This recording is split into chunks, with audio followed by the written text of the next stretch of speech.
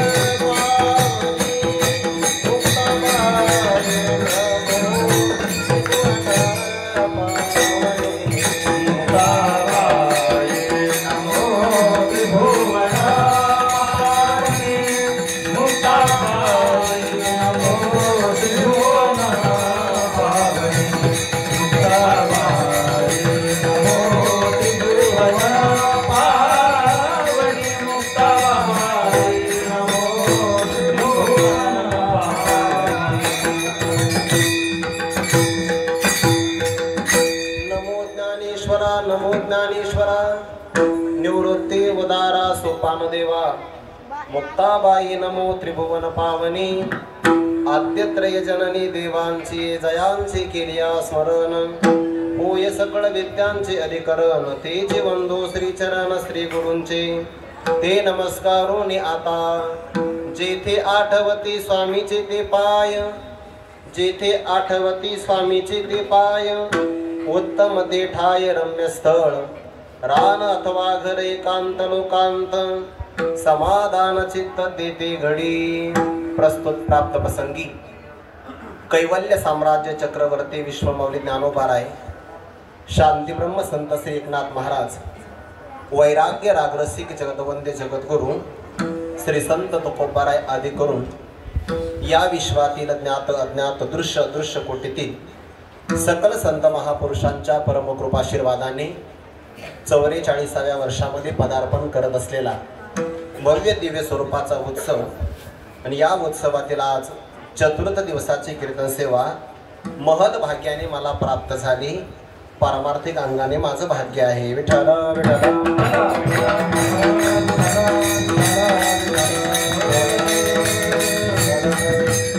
या कीर्तन सेवेच्या निमित्ताने या धर्मशाळेमध्ये उपस्थित आपणा सर्वांच्या अंतकरणामध्ये विराजमान सर्व व्यापक परमात्म्याचे सेवेकरिता म्हणून घेतलेला हा अभंग वारकरी संप्रदाय रूपी मंदिराच्या कलशस्थानी विराजित वैराग्य रागरसिक जगदवंदे जगद्गुरु श्री संत तुकोबाराय यांच्या गाथेतील तसा हा नामपर प्रकरणातला 4 चरणाचा अभंग असून या अभंगातून तुकोबा राय उत्तम स्थळ कोणतं आहे, धन्य काळ कोणता आहे आणि उत्तम जगणं कोणतं आहे याचा विचार सांगतात.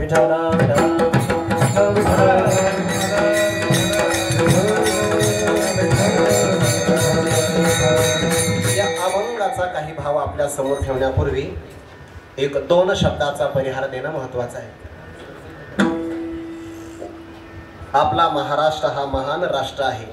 सगळे ऐकताना तुम्ही रे ते साऊंडच्या जवळचे ऐकताना मांडी घालून बस बाळा. विठाला विठाला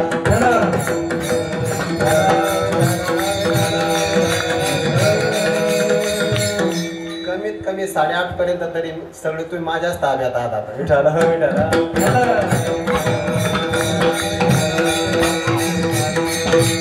आपल्या राज्याचं नाव काय रे? राज्याचं विचारलं मी, देशाचं नाही. काय आहे? वा. आपण कोणत्या जिल्ह्यात राहतो? पुणे जिल्ह्यात. कीर्तन झालं मला बेटा बक्षीस देतो. विठ्ठल.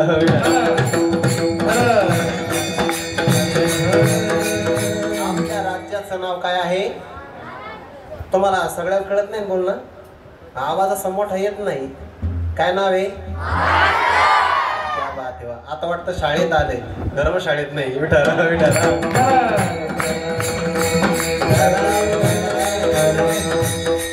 आपल्या आळंदीमध्ये तुम्ही कुरेकर बाबांना ओळखता ना?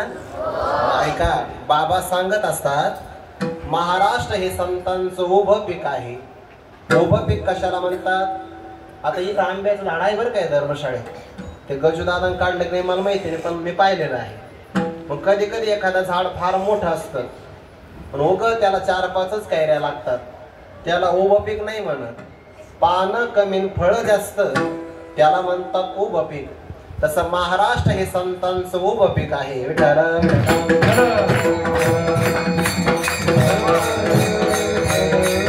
आपल्या महाराष्ट्रामध्ये संत किती झाले याची आपल्याला यादी करता येणार नाही.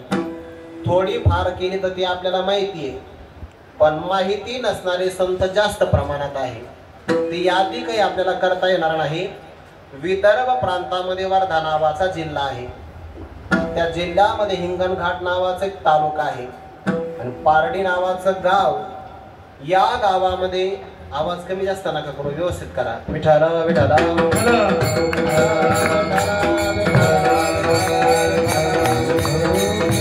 278 वर्षापूर्वी ज्यांनी समाधी घेतली असे श्री संत नगाजी महाराज एक संत विद्यमान होऊन गेले.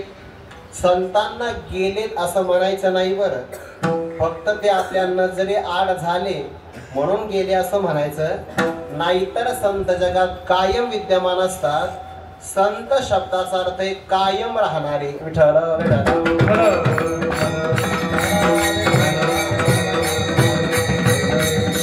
त्यांचा असणारा भक्त परिवार आळंदी क्षेत्रामध्ये 44 वर्षापासून त्यांचा हा उत्सव साजरा करत आहे. मला आठवतं चांगलं, श्री हरिभक्तीपरायण गुरुवर एक कदम माऊली अर्थात छोटे कदम माऊली इथं राहिला होते शेजारी. त्यांच्याकडे आम्ही इथे व्याकरण शिकायला यायचो. 2ऱ्या वर्षामध्ये लघुसिद्धांत कौमुदी. मला आठवतं माऊली सांगितलं इथला कार्यक्रम आपल्याला पार पाडायचा. आणि मग ही धर्मशाळा जशी कार्यक्रमाला प्रसिद्ध आहे तसं करू भजन भोजन हे दोन्ही चांगले आहे. तेव्हापासून मला आठवतं, म्हणून मी कीर्तन नाही चुकवत.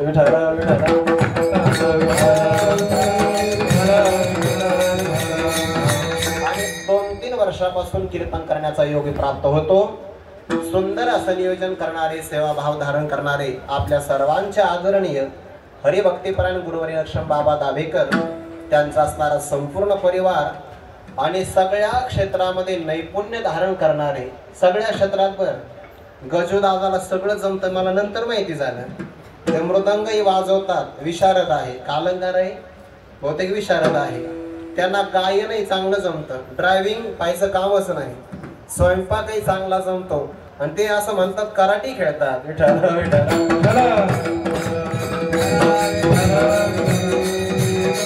एक माणूस सगळ्या क्षेत्रामध्ये तयार असू शकतो आणि सगळ्या आळंदीकरांचं प्रेम संपादन करतात. अनेक गुरुबंधू त्यांचे अत्यंत जिव्हाळ्याचे संबंध आहेत. त्यांच्या माध्यमातून मला ही सेवा प्राप्त झाली. या सेवेकरता हरिभक्तीपरायण 2 सचिन महाराज विद्यमान आहे. हरिभक्तीपरायण प्रवीण भाऊ आहेत, महेश महाराज, प्रद्युम्न महाराज. त्यानंतर सुंदर अशा प्रकारचे साथ करणारे ज्यांना स्वराचं नैसर्गिक वरदान आहे. उद्या शरद पौर्णिमा आहे पण जे आजच उगवले असे शरद महाराज.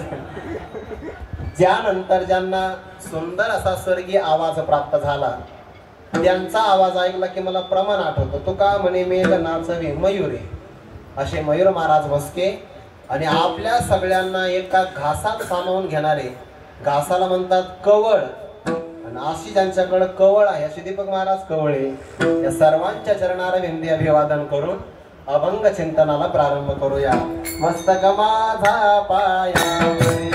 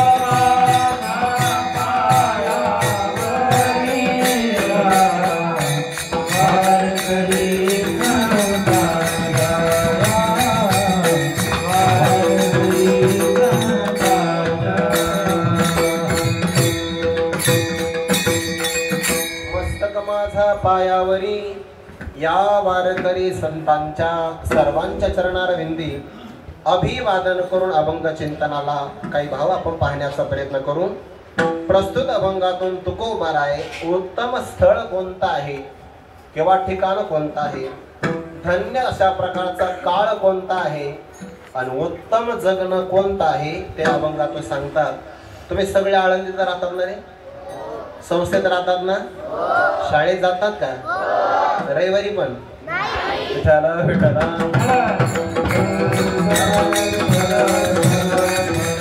तुम्हाला एक विनंती करू का, विनंती करू ना, विनंती करतोय ऐका. आता हे जे वर्ष आहे ना हे ज्ञानोबारायांच्या अवताराचं 750वं वर्ष आहे. कितवं? मग या वर्षामध्ये मी तुम्हाला एक विनंती करतो. ज्ञानोबारायांनी निर्माण केलेला ग्रंथ कोणता आहे रे? वा, मला वाटलं विसरून गेले तुम्ही. मी तुम्हाला एक विनंती करतो, या वर्षापासून आपल्याला ज्ञानोबारायांची एक सेवा करायची आहे. कराल ना तुम्ही? तुमच्याकडे ज्ञानेश्वरी आहे का? पण मग आता एक काम करायचं. आज कोण वार आहे? मला वाटलं विसरले. उद्या कोण वार आहे? परवा गुरुवार हा ज्ञानोबारायांचा वार आहे. कारण ज्ञानोबाराय गुरुवारीच अवताराला आलेले आहेत. मी तुम्हाला सर्वांना विनंती करतो, सर्वांना की उद्या इकडे बघा, त्याच्याकडे नाही माझ्याकडे बघायचं 2 तास. आता एक विनंती करतो, ज्ञानोबारायांची आपल्याला सेवा करायची आहे. मंदिरात जाऊन तुम्ही काही सगळेजण सेवा नाही करू शकत, पण घरी तर करू शकता ना, करू शकता ना. एक काम करायचं उद्यापासून. काय करायचं? गुरुवारी ज्ञानोबारायांच्या ज्ञानेश्वरीच्या पारायणाचा एक उपक्रम प्रारंभ करायचा. मला माहिती आहे तुम्हाला शाळा आहे, पण फक्त एक काम करायचं की दररोज 100 ओव्या वाचायच्या. वाचाल ना? कोण कोण वाचाल? हात वर करा बरं. आणि पुढच्या वर्षी मला सांगायचं मी वाचन केलं म्हणून. जर तुम्ही दररोज 100 ओव्या वाचल्या तर 3 महिन्यात तुमचं एक पारायण पूर्ण होईल. एका वर्षामध्ये 4 पारायण पूर्ण होतील. करणार ना? फक्त 100 ओव्या वाचायच्या. उद्या परवापासून प्रारंभ करा. कोणाला ज्ञानेश्वरी नसेल तर मला संपर्क साधा, मी व्यवस्था करेल. विठाला विठाला.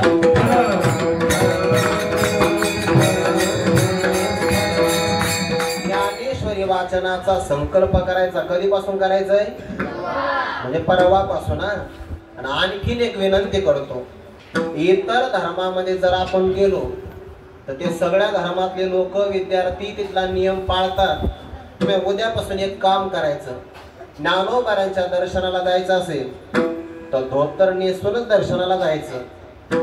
आपल्या वारकरी संप्रदाय जगाला कळाला पाहिजे, पहिल्यांदा तुम्हालाच कळायला पाहिजे. मंदिरात कसं जायचं?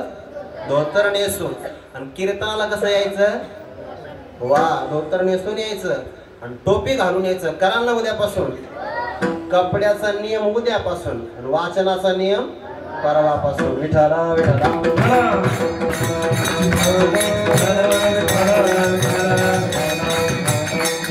सगळे कोणाच्या संस्थेतले पण इथेच राहतात का? मग वेगवेगळ्या संस्थेतले.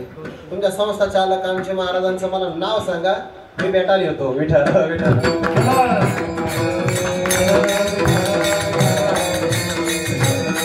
गुरुवारपासून मात्र सेवा करायची बरं. विठाला विठाला. चोकोबारा या अभंगातून स्थळ सांगतात. चांगली जागा कोणती आहे? थोडस व्यवस्थित बसा, शाळेत बसल्यावानी एकदम पाठीचा त्यांना ताट करून बसा. तुम्हाला एक कथा सांगतो. पहिल्यांदा तुम्ही महाभारत ऐकलं का पाहिलं? पुढं पाहिलं टीव्हीत? बरं, आता माझ्याकडून ऐका, मी तुम्हाला सांगतो. महाभारतामध्ये एक कथा आलेली आहे. दीपक मला स्वर देत चला. विठाला विठाला.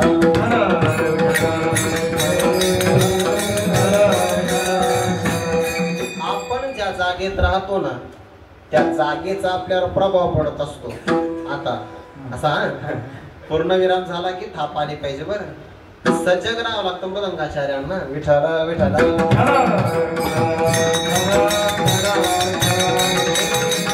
आज तुम्ही महत्वाचे नाही, हे महत्वाचे मला ऐका ना. महाभारतामध्ये एक कथा आली. ज्या जागेत आपण राहतो त्या जागेचा आपल्याला प्रभाव कसा पडतो? प्रश्न चांगला आहे. नारद महर्षींनी पांडवांना ही कथा सांगितली. मग काल परवा वाचली म्हणून आज सांगून टाकली. तुम्ही म्हणा आज का सांगतात? माझी तयार झाली पाहिजे ना. जे आपण वाचलं ते आपण सांगितलं की ते तयार राहत असतं. देवर्षी नारदांनी सांगितलं की तुम्ही 5 पांडव आहात, तुम्ही 5 जणांनी एकत्र राहिलं पाहिजे. नाहीतर तुम्ही असं म्हणाल मी मराठा आहे आणि मी बाकीचा आहे तर तुकडे होईल. विठाला विठाला. आपण एकत्र राहिलं पाहिजे बरं सर्वांनी. जाती जातीमध्ये आपला विभाग होता कामा नाही.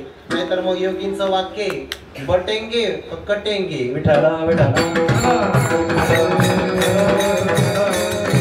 देवर्षी नारदांनी पांडवांना सांगितलं तुम्ही एकत्र राहिलं पाहिजे. मग एकत्र राहायला काय कारण आहे? भिन्न भिन्न व्हायला काय कारण आहे? त्यांनी सांगितलं जमीन मनुष्याला भिन्न भिन्न बनवते, धन मनुष्याला भिन्न भिन्न बनवतं आणि विषयाची कामना मनुष्याला भिन्न भिन्न बनवते. देवर्षी नारदांनी कथा सांगायला प्रारंभ केला. पण या कथेचा प्रभाव हा अगोदर रामायणामध्ये झालेला आहे. विठाला.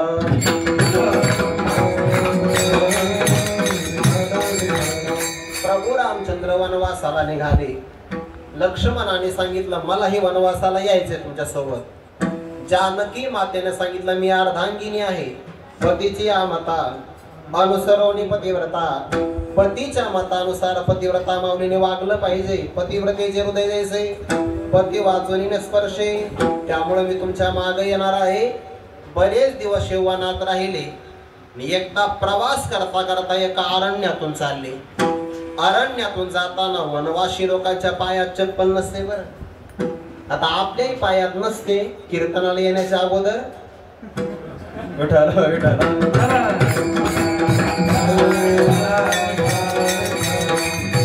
काही लोक कीर्तनाला येण्याच्या अगोदर अनवाणी येतात, जाताना लवकर हात धुवून जातात. समजून घ्यावं काहीतरी प्रकार घडणार आहे. वनवासात राहिल्यामुळे पायात चप्पल नाही. जमिनीचा स्पर्श झाला आणि प्रभू रामचंद्रांच्या पाठीमागे चालणारे 2 जण. त्यांच्या मनामध्ये विचार आला, लक्ष्मणांच्या विचार मनात आला की माझ्या दादाला वनवास प्राप्त असताना मी विनाकारण अयोध्येचं राज्य सोडलं. 14 वर्षावरी केले उपोषण. जाणता आपण प्रत्यक्ष हे 14 वर्षापर्यंत मला वनवास भोगावा लागला, उपवास करावा लागला, विनाकारण कष्ट झाले. असा विचार कोणाच्या मनात आला? लक्ष्मणाच्या. त्यानंतर जानकी मातेच्या सुद्धा मनात विचार आला की माझ्या असणाऱ्या पतिदेवाला वनवास प्राप्त झाला. लक्ष्मणाने सोबत येण्याचं काय कारण आहे? सोबत यायला नको पाहिजे, कारण पतीच्या सोबत पत्नीनं यावं योग्य आहे, पण लक्ष्मणाचं काय काम आहे? अरण्यातला प्रवास संपला, एका झाडाखाली प्रभू रामचंद्र विराजमान झाले. मोठी माणसं आपल्या मनातली चूक कबूल करत असतात.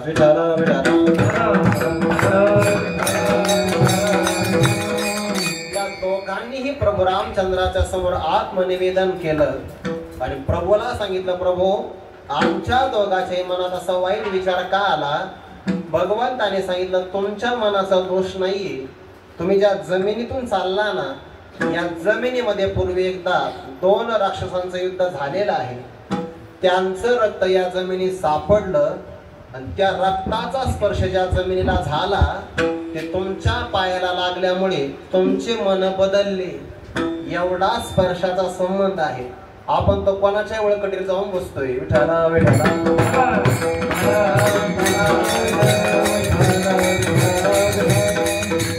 वैकुंठवासी गुरुवारी भोले बाबा सांगायचे, बुवा मनुष्याने दररोज धुतलेले कपडे घातले पाहिजे. आजचे कपडे हे उद्या परिधान करायचे नसतात. ते कमीत कमी पाण्यातून काढले पाहिजे आणि मग सुकवून आपल्या अंगात घातले पाहिजे. का? आजचे विचार या कपड्यावर राहतात आणि उद्या जर पुन्हा हेच कपडे घातले तर मनुष्याचं मन नाराज राहतं बघा, अप्रसन्न राहतं, त्याला उत्साह वाटत नाही. म्हणून मनुष्याचे कपडे फाटके असेल तरी चालेल, नेटके असावे. आडनाव नाही बरं. विठाला विठाला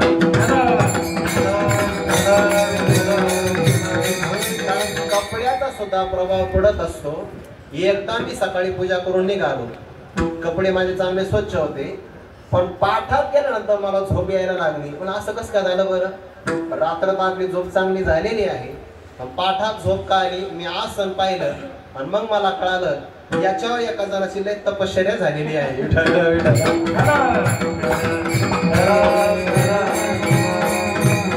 जमिनीचा प्रभाव आपल्या विचारावर होतो, पण मनुष्याने राहावं कुठं हे महत्वाचं आहे. हा झाला प्रभाव. पण ज्या जमिनीत रक्त सांडलं ते कुणाचं? ते देवर्षी नारद सांगत होते. मी कथेतून तिकडे गेलो पण पुन्हा मागावलो बरं, जाणार नाही बाजूला.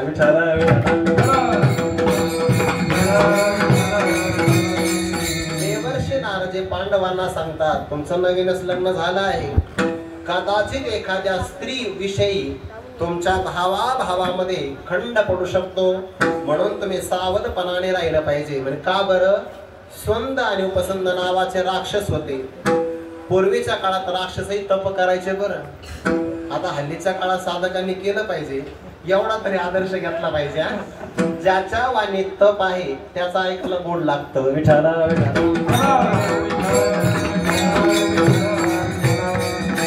जुन्या काळातले राक्षस सुद्धा तप करायचे. त्या सुंद आणि उपसुंदांनी तप केलं, पण दोघा भावाचं परस्पर फारच प्रेम. ते जेवायला बसले तर एकत्र जेवायचे, बाहेर गावी चालले तर एकत्र जायचे आणि एकमेकाच्या विचारानेच कार्य करायचे. तपश्चर्या दोघा भावांनी केली आणि ब्रह्मदेव प्रसन्न झाले. सांगा काय वरदान? तुम्ही आम्हाला अमर करा. ब्रह्मदेव म्हणे, अरे मलाच मरावं लागते, तुम्हाला कोण अमर करणार? तुम्हाला मरण नक्की प्राप्त होणार. मग ते म्हणजे आमची एक इच्छा आहे, आम्हाला देवाकडून मरण नको, राक्षसाकडून मरण नको, मानवाकडून मरण नको. झालंच मरण तर आमचं एक दोघाच्या हातूनच मरण व्हावं. कारण त्यांना वाटलं होतं भावाभावात एवढं आपलं प्रेम आहे तर आपलं कधी एकमेकाबरोबर युद्धच होणार नाही, आणि युद्धच झालं नाही तर आपल्याला मरावं लागणार नाही असं त्या दोघाला वाटलं. आणि मग त्यांनी तपश्चर्याच्या बळावर सगळ्या त्रैलोक्याला पादाक्रांत केलं, सगळ्याला त्रास दिला. ब्रह्मदेवाला देवाने तक्रार केली, काय वरदान दिलं म्हणे, आम्हाला सगळ्याला त्रास देऊ राहिले हे. मग ब्रह्मदेवाने विश्वकर्म्याला बोलावलं आणि त्याला सांगितलं, जगातल्या सगळ्या सौंदर्यवान पदार्थातलं तिळतिळ सौंदर्य काढायचं आणि एक उत्तम आकार तयार करायचा स्त्रीचा, म्हणून तिचं नाव पडलं तिलोत्तमा. जगातल्या सगळ्या पदार्थाचं सौंदर्य तिळतिळभर काढलं आणि उत्तम स्त्री तयार केली तिलोत्तमा. आणि तिला सांगितलं या दोघात युद्ध झालं पाहिजे, असं काम करायचं. विठाला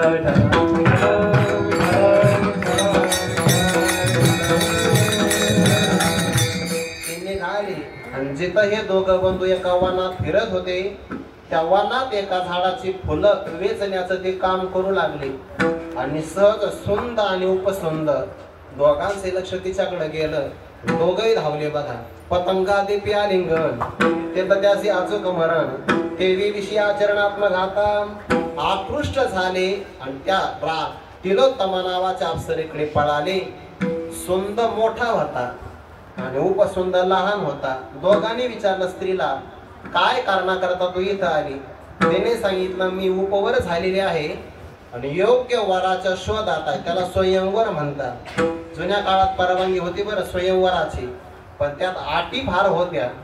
जसं की द्रौपदी स्वयंवर आहे. माशाचा डोळा वेधायचा पण वर पाहून नाही, खाली तेलाच्या पात्रात बघायचं मग बाण मारायचा. बाणाच्या 11 नाही मारायचे, फक्त 5च. विठाल विठाल. स्वयंवरही होतं पण अटी फार मोठ्या होत्या. पराक्रमी पुरुषाबरोबर मला लग्न करायचं आहे. मग त्या सुंदाने सांगितलं, मी पराक्रमीच आहे ना. सगळ्या त्रैलोक्याला ताब्यात ठेवलं. सुंद म्हणाला, माझ्यासोबत लग्न कर. आणि उपसुंदाला सांगितलं, नमस्कार कर हिला, हे तुझे भावजाई आहे. बोला, नाही नाही नाही नाही, लग्न हिच्या सोबत मी करणार. हे तुमचे वधू आहे, तुम्ही हिला आशीर्वाद द्या. एक जण म्हणायचं, ही तुमची वधू आहे, पुत्रवधू प्रमाणे आहे, आशीर्वाद द्या. दुसरा म्हणायचं, नाही भावजाई आहे, तूच हिला नमस्कार कर. ते म्हणलं, दादा ऐक. म्हणलं, दादा ऐक नाही, तू आता ऐक. झालं दादा दादा म्हणजे सुरुवात. विठाल विठाल. आतापर्यंत तू ऐकत होता. ते म्हणजे हो, आतापर्यंत तुम्ही ठिकाण्यावर होते, आता ऐकण्याच्या योग्यतेचे नाही. मला माग बोलतो, हो बोलतो. झालं दोघांमध्ये सुरुवात. तिलोत्तमा गेली निघून आणि हे दोघं एकमेकावर प्रहार करून मरण पावले. त्यांचं रक्त ज्या जमिनीत सांडलं ती जमीन झाली अशुद्ध आणि तिचा प्रभाव जर लक्ष्मणांच्या मनावर होऊ शकतो, जानकी मातेच्या मनावर होऊ शकतो, तर आपल्या मनावर का होणार नाही? म्हणून जागा योग्य बघावी. विठाला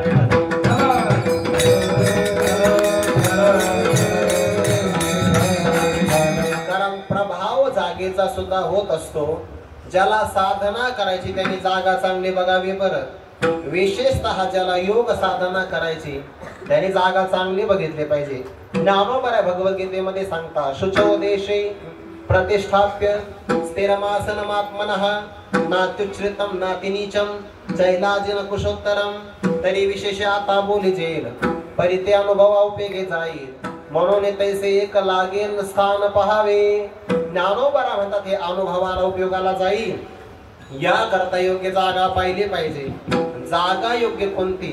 जिथं गेल्यानंतर सहज आपला अभ्यास घडेल, याला म्हणतात योग्य जागा. विठाला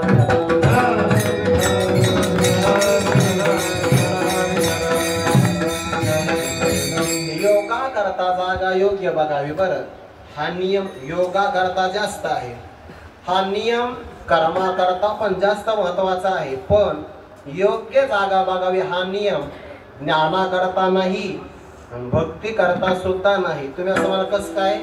कारण ज्या अर्थी रणांगणावर ज्ञान होतं याचा अर्थ जागा बघायची गरज नाही. माऊलीच्या सोहळ्यात भजन होतं म्हणून भक्तीला जागा पाहिजे गरज नाही. विठाला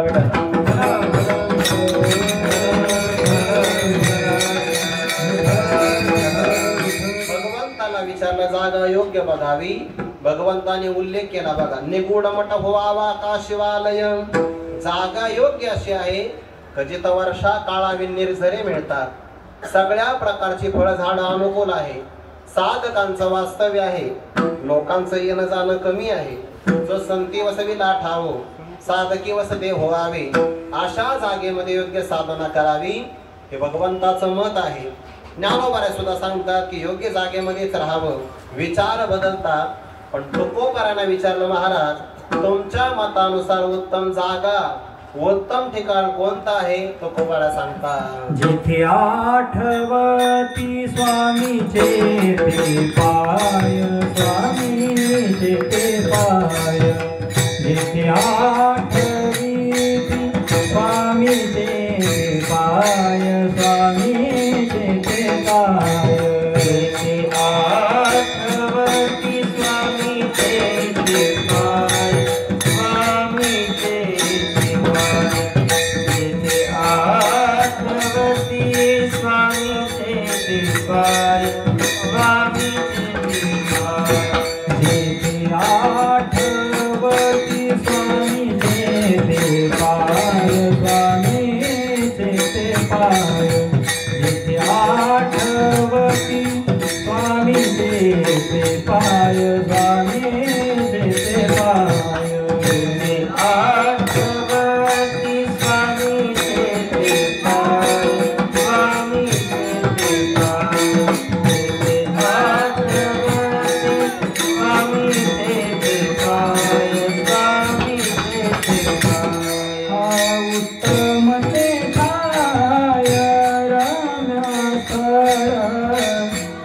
उत्तम ते ठाय रम्यस्थळ रंगनाथ वाघर एकांत लोकांत एकांत लोकांत रान अथवा घर एकांत लोकांत एकांत लोकांत ते ठाय रम्यस्थळ उत्तम ते ठाय रम्यस्थळ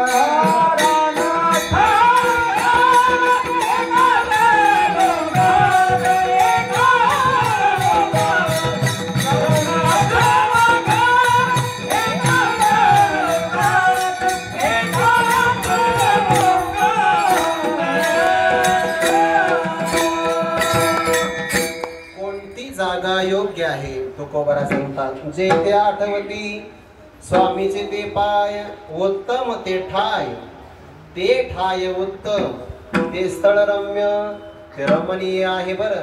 तुमच्या सारखी मंडळी म्हणायला असेल ना तर हा उत्तम योग आहे. अमोल महाराज आहे विठाला विठाला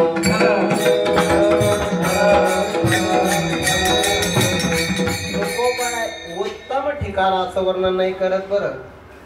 चिंतन जर घडत असेल तर मग उत्तम ठिकाण आहे. उत्तम स्थानावर गेलं तर चिंतन होईल असं नाही. जिथं चिंतन होईल ते उत्तम ठिकाण आहे.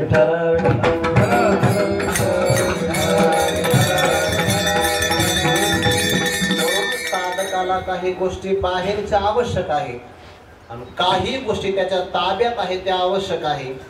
परमार्थाला तसा देशाचा प्रतिबंध नसतो. परमार्थाला कालाचा प्रतिबंध नसतो. परमार्थाला परिस्थितीचाही प्रतिबंध नसतो. आपण मानतो हा भाग वेगळा आहे. बऱ्याचदा आपण एखाद्याला विचारलं का हो तुम्ही अभ्यास का करत नाही ते नाही थोडं वातावरण बरोबर नाही. वा रे वा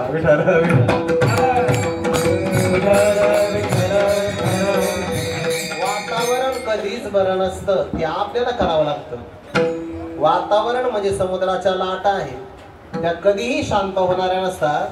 शहाण्या माणसाने अनुकूल समयाची वाट बघू नये. जो समय आला आहे खरे बसा बसा बसा. तुम्हाला जर आता ही सवय लागली उठून जायची तर भविष्य काळात उठून जायची सवय लागेल.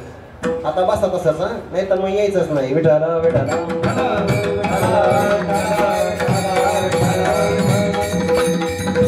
चालू वर्गातून जाता का शाळेतून तुम्ही? शाळेत जाता का चालू वर्ग असल्यात? कीर्तनाच्या बाबतीत तेवढंच गंभीर राहा. विठाला विठाला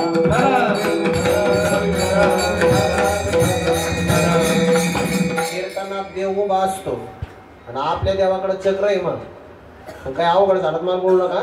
ऐका काय सांगत होतो मी. अनुकूल असणाऱ्या समयाची वाट बघू नये.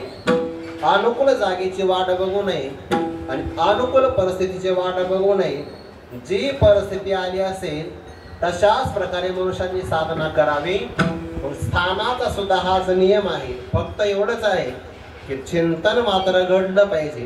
जेत आठवती स्वामीचे ते पाय याचं पुन्हा लक्ष नाही बरं. ज्या जागेत गेल्यानंतर परमात्म्याचे चरण आपल्याला आठवत असतील समजून घ्यावं ती जागा चांगली आहे. आणि ज्या जागेत गेल्यानंतर आपल्याला व्यवहार आठवत असेल समजून घ्यावं जागा चांगली नाही.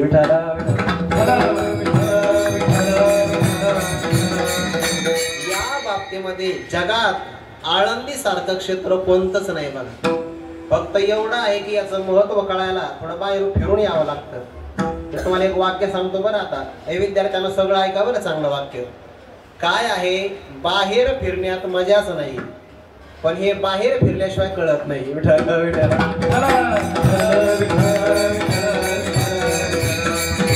तुम्ही इतर क्षेत्रामध्ये कोणत्याही ठिकाणी जा पण आपल्या महाराष्ट्रासारखा आनंद कोणता नाही. पंढरी सारखा आनंद कुठंच नाही. पण त्या पंढरीपेक्षा आळंदी सरस आहे. उतंड पाही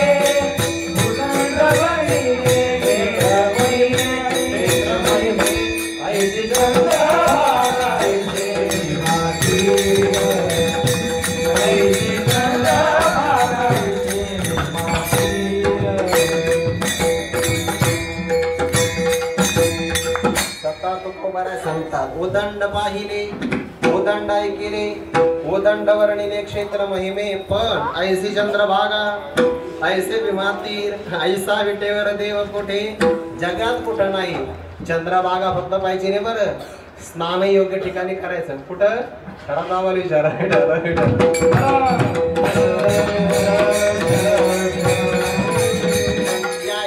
आळंदी सरस आहे गो वैकुंठ पंढरपूर त्याहुनी थोर महिमाया. आळंदी सारखं महिमान कोणाच नाही बरं. आता हरिद्वार वरून एक महात्मा इथं आळंदीला आले होते. 2 महिन्यापर्यंत आळंदीला राहिले. दररोज 2:30 वाजता उठायच्या संन्यासी महात्मा आणि सकाळीच ज्ञानोबारांचं ध्यान करायचे. ज्ञानोबारांची प्रतिमा समोर आली तर त्या प्रतिमेचं ध्यान करता करता ते निर्गुण परब्रह्मापर्यंत जायचे. त्यांच्या अनुभवाचं वाक्य आहे की आळंदी सारखे चांगले भक्तीचे तरंग जगात दुसरीकडे कुठंच नाही. विठ्ठल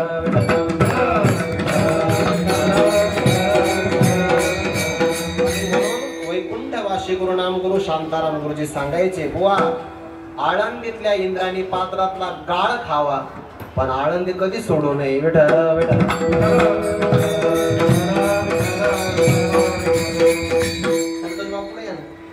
पुढे पुढे विठ्ठल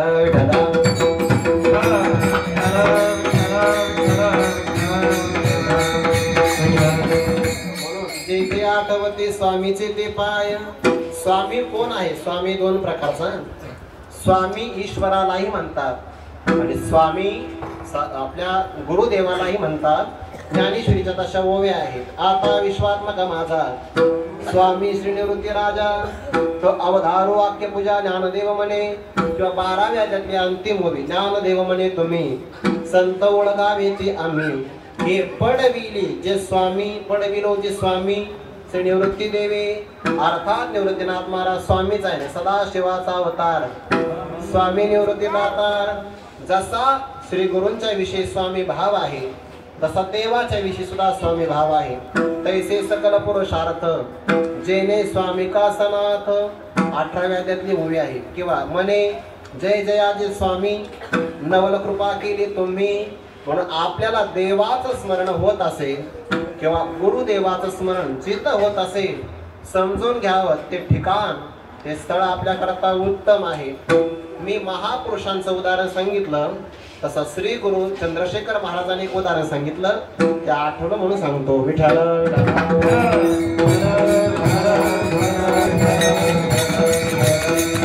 आपल्याकडं असं आहे एखाद्या ग्रंथाची निर्मिती जर आपण केली तर प्रमाण म्हणून आपण त्याला संस्कृत मधलं प्रमाण देतो. पण योग शास्त्राचा एक संस्कृत मधला ग्रंथ असा आहे की त्या विषयाचं स्पष्टीकरण करण्यासाठी प्रमाण म्हणून ज्ञानोबारांच्या ज्ञानेश्वरीच्या 6व्या त्यातली ओवी दिलेली आहे. ग्रंथ आहे संस्कृत आणि प्रमाण दिलं आहे ओवीचं. श्री गुरु चंद्रशेखर महाराज एकदा इंद्रायणीमध्ये स्नानाला आले पुंडलिकरायाच्या जवळ आणि स्नान करता करता त्यांनी पाहिलं की एक दष्टपुष्ट आकाराचा महात्मा आहे आजान बाहू. उभं राहिल्यानंतर ज्यांचे हात, आता मी उभा आहे की नाही, तर उभं राहिल्यानंतर ज्यांचे हात गुडघ्यापर्यंत जातात त्यांना आजान बाहू किंवा महाबाहू असं म्हणतात. असा आजान बाहू एक महात्मा बसलेले कमी झालाय. विठ्ठल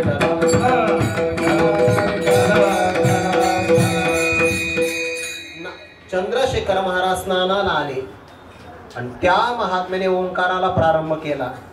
ओंकारा करता त्यांनी एक श्वास घेतला. चांगला आहे का बरं? आता हे तुम्हाला माझ्याकडे श्वास घेऊन बघावा लागेल. मी नाही करत श्वास, मला बोलायचा आहे. त्यांनी एक श्वास घेतला. महाराजांनी स्नान केलं. स्नान करता करता संपूर्ण संध्या उरकली. नवीन कपडे परिधान केले. सगळा नित्यनेम उरकला एवढ्या करता कमीत कमी 15-20 मिनिटं तर गेली असतील की नाही. तोपर्यंत त्यांचा एकच श्वास चालू होता. एवढा दीर्घ त्यांचा श्वास, एकच श्वास चालू.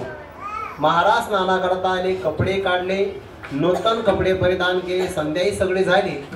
तोपर्यंत त्यांचा एकच श्वास चालू. एवढा दीर्घ श्वास ज्यांनी घेतला, किती प्राणायामावर त्यांचं बळ असेल. आणि त्या महात्म्यांना विचारलं महाराजांनी सहज की तुम्ही कुठून आला. त्यांनी सांगितलं मी हिमालयातून आलो, मी योगाची साधना करतो आहे. पण हिमालयातून येऊन योगाची साधना करता करता मला योगशास्त्रातली एक प्रक्रिया जमेनच. आणि मी मग आळंदीला आलो. आणि मग तुमची जर एवढा अधिकाराची योग्यता असेल तर तुम्हाला ज्ञानोबाराय बोलतात का.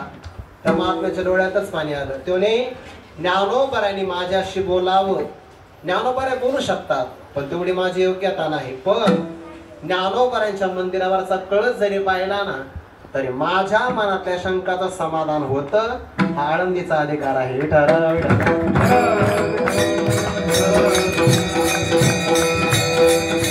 म्हणून इथं आल्यानंतर सहज साधना घडते. इथं कीर्तनात तुम्ही आले ना झोपले तरी चालते, झोपू द्या.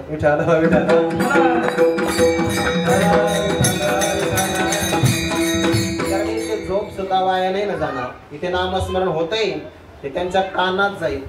खरं तर या विद्यार्थ्यांना तरी काय आपण दोष नाही देऊ शकत. सकाळपासून शाळेत असतात, तिथून नंतर प्रॅक्टिस करतात.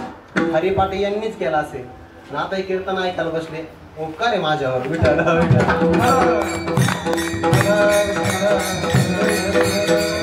तुमच्याकडून मोठ्या माणसासारखी मला अपेक्षा नाहीये. फक्त एकच अपेक्षा आहे की फक्त उठून जाऊ नका.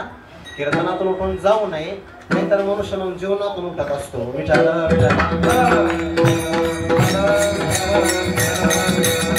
जेथे आठवते स्वामीचे ते पाय, ज्या स्थानामध्ये गेल्यानंतर आपल्याला भगवंताचा स्मरण होत आहे, उत्तम ते ठाय रम्य स्थळ, तेच ठिकाण उत्तम आहे. आणि मनाला रमण्याकरता ते रम्य आहे. रम्यपणाची थोरी अखंड जेत. असं ठिकाण कोणतंही असेल तरी चालेल. कोणता असा 4 प्रकारे सांगतात तुकोबाराय. रान अथवा घर, रान अथवा घर, एकांत लोकांत,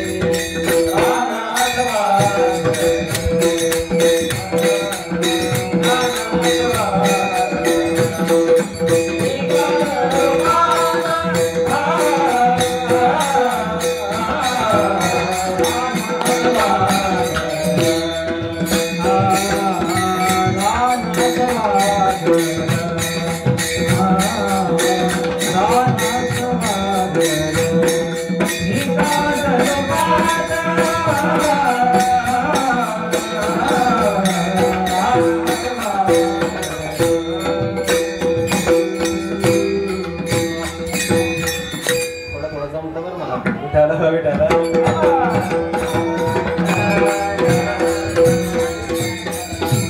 फक्त चिंतन झालं पाहिजे.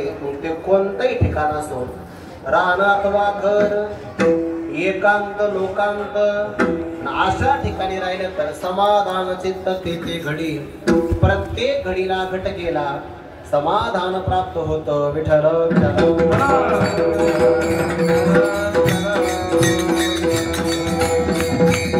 रानामध्ये सुद्धा चिंतन होऊ शकतं. बरं कुणाला झालं बरं रानामध्ये चिंतन?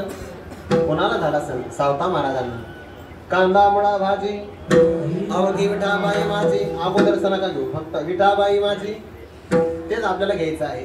रानामध्ये राहून सुद्धा चिंतन होऊ शकतं. घरात राहून सुद्धा चिंतन करता येतं. कुणाला घडलं? शांती ब्रह्मसंत श्री एकनाथ महाराजांना घरामध्ये सुद्धा चिंतन घडलं आहे. एकांतामध्ये चिंतन होऊ शकतं. कुणाला घडले? तुकोबरायांना एकांतवासामध्ये. लोकांतामध्ये चिंतन होऊ शकतं. कुणाला? ज्ञानोबरायांना.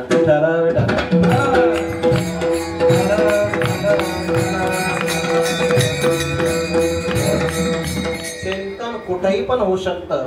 म्हणून फक्त चिंतनाची वृत्ती असावी. जे ते आठवती परमार्थाला कालाचा प्रतिबंध नाही. या दोन चरणातून देशाचा प्रतिबंध नाही. काही काही विद्यार्थी नाही का नाराज होतात ना, आता आम्हाला आळंदीला राहायला भेटणार नाही असं म्हणून बरेच विद्यार्थी नाराज होतात. नाराज व्हायचं काही कारण नाही. चिंतन सगळीकडे करता येतं. सगळ्यांनाच आळंदीत राहणं शक्य नाही, पण घराची आळंदी करणं शक्य आहे. विठ्ठल विठ्ठल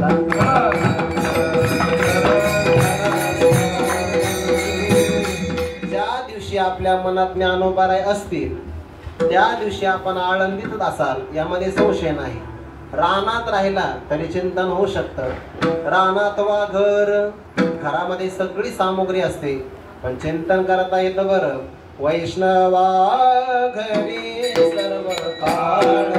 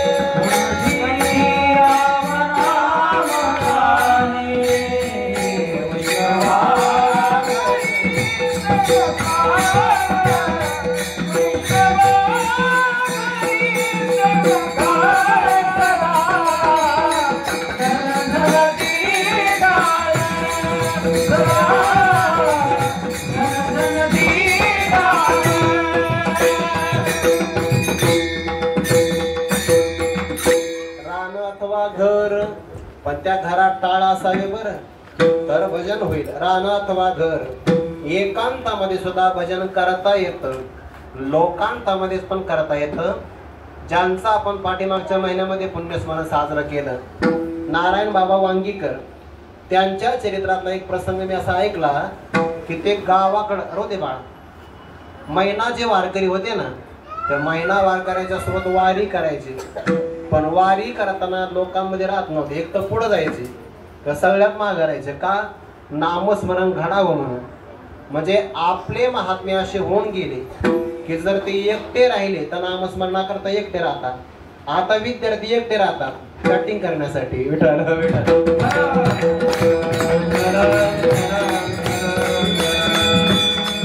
माणसं लोकात राहिल्यानंतर जेवढा मोबाईल नाही वापरत तेवढं एकटं असताना वापरतात. बरं शोकांतिक आहे. कधी कधी बघायला मिळतं. तुम्हाला महाराज तुम्ही कसं काय जागे राहता? प्रवासामुळे. कधी जर आपण प्रवासामुळे जागे राहिलो, समजा आता आपला मॅप चालू असतो ना, कधी कधी यायला 1-1.5 वाजतो. कधी कधी बरं दररोज नाही, कधी कधी 1-1.5 वाजतो. जर सहज आपण नजर टाकली तर आपल्याला स्टेटस दिसतात लोकांचे. काहींचं स्टेटस 3:53 ला पडतं, काहींचं 2:40 ला पडतं. ते माणसं झोपतात कधी मग? विठाला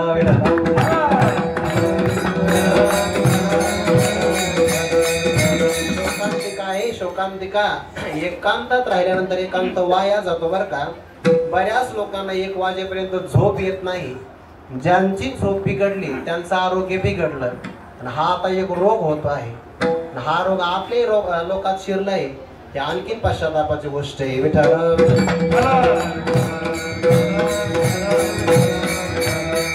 एकांत फक्त आपले एकट्या करत असतो. काळ सारावा चिंतने, काळ सारावा चिंतने, काळ सारावा चिंतने, काळ सारावा चिंतने, गांगवासी गंगा स्नाने, गांगवासी गंगा स्नाने, गांगवासी गंगा स्नाने, गांगवासी गंगा स्नाने.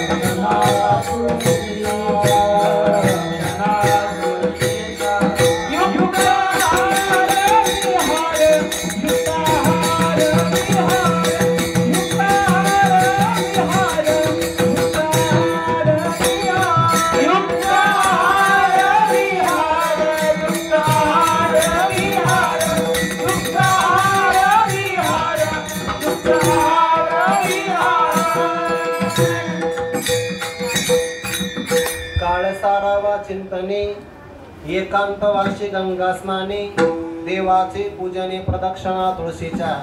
एकांत फक्त आपल्यासाठीच असतो. शहाण्या मनुष्याने एकांताचा वापर करावा बरं. ज्याला लोकात राहायची सवय लागली ना त्याला एकांत खायला उठतो. ते मागं लॉकडाऊन पडलं ना मग सगळे एकांतात होते ना. काही लोक गावाकडून फोन करायचे, तुमचं कसं होईल? लय चांगलं चालू होईल.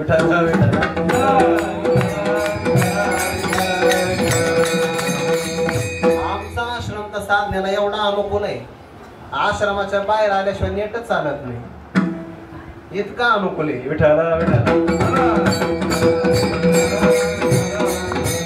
एकांताचा आनंद फार मोठा. एकांताचे सुख मज देई देवा आघात या जीवानी मारुनी. एकांतामध्ये राहण्याकरता पहिल्यांदा साधूंच्या सहवासात राहिलं पाहिजे. नाहीतर एकांत त्याला भूताप्रमाणे खातो. एकांतात जाऊन काय करायचं हे सुद्धा आपल्याला अगोदर संतांच्या जवळ कळालं पाहिजे. लोकांतात राहिलं तरी परमार्थ करता आला पाहिजे बरं. आपली सामुदायिक साधन आहे मिळविली मांदी वैष्णवांची. त्यामुळे लोकांतामध्ये राहिलं तरी परमार्थ करता येतो. एकांतात राहिलं तरी करता येतो. परमार्थाला स्थानाचा कोणत्याही प्रकारचा प्रतिबंध नाही किंवा परिस्थितीचाही प्रतिबंध नाही. परिस्थितीवर अवलंबून नाही परमार्थ, मनस्थितीवर अवलंबून आहे.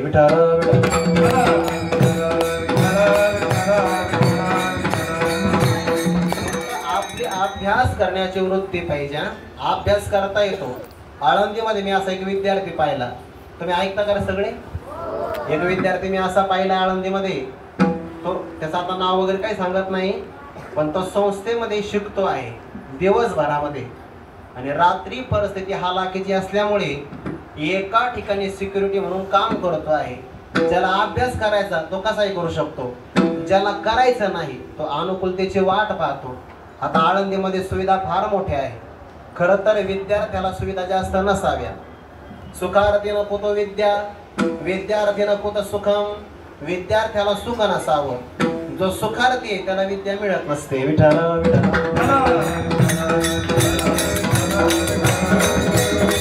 पण आता काळाचा ओघ आहे ना, आपण काही करू शकत नाही. पण जो सुखार्थी असतो तो विद्यार्थी नसतो. विद्यार्थी असतो तो सुखार्थी नसतो. सुखाची अपेक्षा करत नाही. आम्ही पण आता काही प्रौढी काही सांगायची नाही. आम्ही जेव्हा आळंदीत आलो ना तेव्हा 6 महिने एका धर्मशाळेत असं राहिलो जे तर लाईटच नव्हते. 6 महिने दिवाळी सुद्धा अंधारातच. जेवण झालं की मेणबत्ती लावायचे, जेवण झालं की विझून टाकायचे. का? उद्या पुरली पाहिजे ना. जेवणापुरतीच लावायची, जेवण झालं की बंद करायचे, मालवायचे. आणि मग आता आपली वळकटी तर पलीकडच्या कोपऱ्यात आहे, कसे सापडायचे? भिंतीला चाचपत जायचं. विठाला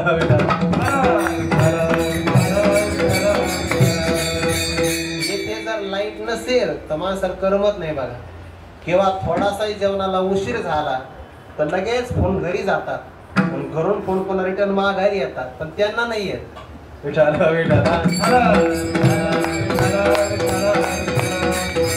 परिस्थितीवर अवलंबून नाहीये. रान अथवा घर, एकांत लोक